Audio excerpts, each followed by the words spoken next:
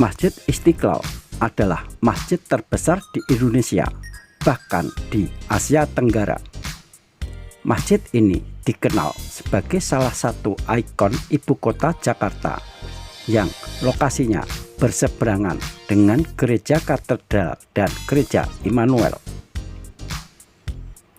Dalam sejarah bangsa Indonesia, Masjid Istiqlal menjadi sebuah bangunan yang memiliki berbagai nilai penting seperti nilai ilmu, pengetahuan, pendidikan, dan keagamaan.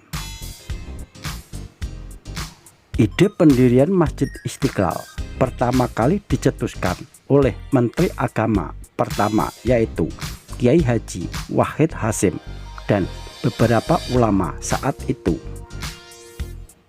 Setelah kemerdekaan Indonesia pada tahun 1945, tercetus cita-cita membangun sebuah masjid yang mampu menjadi simbol bagi Indonesia. Pada tahun 1953, Kiai Haji Wahid Hasyim bersama Haji Agus Salim, Anwar Cokro Aminoto, dan Insinyur Sofyan, dan dibantu sekitar 200 tokoh Islam pemimpin Kiai Haji Taufikur Rahman mengusulkan untuk mendirikan sebuah yayasan. Kemudian pada tanggal 7 Desember 1954 didirikan Yayasan Masjid Istiqlal yang diketuai oleh Haji Cokro Aminoto untuk mewujudkan ide pembangunan Masjid Nasional tersebut. Selanjutnya, Haji Cokro Aminoto menyampaikan rencana pembangunan masjid pada Presiden Insinyur Soekarno. Usulan tersebut mendapatkan sambutan hangat dan akan mendapat bantuan sepenuhnya dari Presiden RI pertama itu. Saat itu, Insinyur Soekarno juga sekaligus diangkat menjadi Kepala Bagian Teknik Pembangunan Masjid Istiqlal dan Ketua Dewan Juri untuk menilai sayembara market Istiqlal. Ide pembangunan sebuah masjid besar di ibu kota sudah muncul bahkan sebelum proklamasi kemerdekaan 17 Agustus 1945 dibacakan. Bung Karno menyebut pada tahun 1944 sejumlah ulama dan pemimpin Islam menemuinya di Pegangsaan Timur 56 yang saat itu merupakan rumah kediamannya. Ulama-ulama tersebut mengajaknya mendirikan sebuah masjid besar di Jakarta. Para ulama memberikan jaminan kepada Bung Karno bahwa mereka bisa mengumpulkan biaya pembangunan. Mereka bahkan menyebut sudah ada dana awal sebesar 500.000.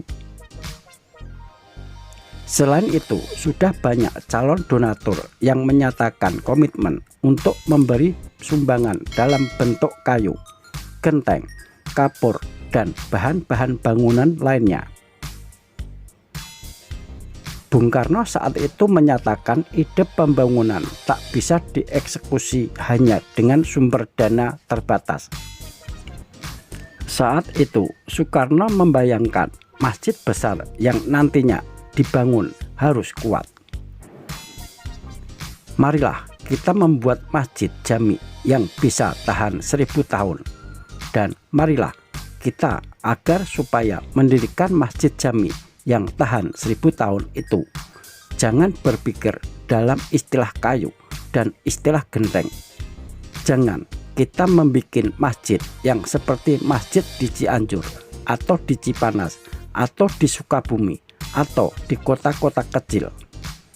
Ini masjid jami kota Jakarta. Menurut Bung Karno, sebuah masjid besar di ibu kota tidak bisa sekedar dibangun dengan kayu dan gentengnya yang di kemudian hari bisa rubuh diterjang lapuk. Menurut Bung Karno, marilah kita membuat masjid jami yang benar-benar tahan cakaran massa, 1000 tahun, 2000 tahun.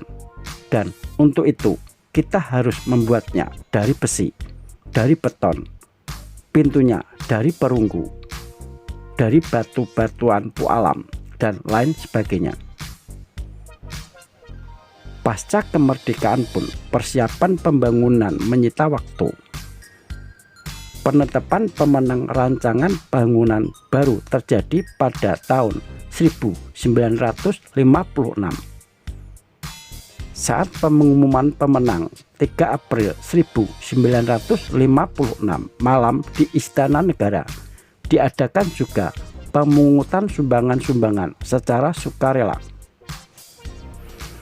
Suasana pertemuan mencapai klimaksnya setelah Bung Karno maju ke mimbar untuk mengumumkan Nyonya Ali Sastro Amijoyo atau Tuti Rulia akan menyumbangkan suatu lagu. Suara nyanyian dari Ali akan dibeli pengusaha Agus Musin Dasaat. Saat itu pemilik Dasaat Musin Concerts menyumbang sebesar Rp100.000. Pembangunan Masjid Istiqlal baru benar-benar bisa terwujud 5 tahun setelah rancangan ditetapkan. Masjid yang beralamat di Jalan Taman Wijaya Kusuma, Pasar Baru, Kecamatan Sawah Besar, Kota Jakarta Pusat, dulu sempat membuat Soekarno dan Hatta berdebat. Bung Karno dan Bung Hatta yang pada saat itu menjabat sebagai Presiden, Wakil Presiden RI berdebat soal penentuan lokasi masjid. Bung Karno mengusulkan lokasi Masjid Istiqlal di atas bekas benteng Belanda Frederik Hendrik dengan Taman Wilhelmina di antara Jalan Perwira, Jalan Lapangan Banteng, Jalan Katedral, dan Jalan Veteran. Sementara Bung Hatta mengusulkan lokasi pembangunan masjid terletak di Jalan Tamrin yang pada saat itu banyak dikelilingi kampung-kampung di sekitarnya. Namun akhirnya Presiden Soekarno memutuskan untuk membangun di lahan bekas benteng Belanda karena di seberangnya telah berdiri gereja katedral dengan tujuan untuk memperlihatkan kerukunan dan keharmonisan kehidupan beragama di Indonesia. Setelah ditentukan lokasi, baru pada tanggal 24 Agustus 1961 pemancangan tiang pertama dilakukan oleh Presiden Soekarno. Pada tanggal tersebut bertepatan dengan peringatan Maulid Nabi Muhammad SAW. Pemancangan tiang pertama turut disaksikan oleh ribuan umat Islam. Masjid Istiqlal akan mencakar langit dan kukuh buatannya, dan setiap orang yang datang di masjid itu nanti akan berkata, "Wah, alangkah hebatnya masjid ini, dan sudah tentu dibangun oleh bangsa yang besar jiwanya," kata Bung Karno dalam upacara pemancangan tiang pertama. Dalam proses pembangunannya, Masjid Istiqlal mengalami banyak persoalan. Selama 5 tahun pertama, dari tahun 1961 hingga 1965, pembangunan tidak mengalami banyak kemajuan. Pembangunan masjid tersendat karena situasi politik yang kurang kondusif. Puncaknya terjadi pada tahun 1965 saat meletus peristiwa G30S PKI. Hal ini kemudian mengakibatkan pembangunan masjid terhenti. Pada tahun 1966, setelah situasi politik mereda, Menteri Agama Kiai Haji Muhammad Dahlan mempelopori kembali pembangunan masjid ini. Setelah berjalan 17 tahun sejak 24 Agustus 1961. Akhirnya Masjid Istiqlal selesai dibangun. Masjid Istiqlal kemudian diresmikan penggunaannya oleh Presiden Soeharto pada tanggal 22 Februari 1978. Peresmian masjid ditandai dengan prasasti yang dipasang di area tangga pintu As-Salam. Diketahui biaya pembangunan Masjid Istiqlal mencapai 7 miliar rupiah, diperoleh terutama dari APBN, dan 12 juta US dollar Amerika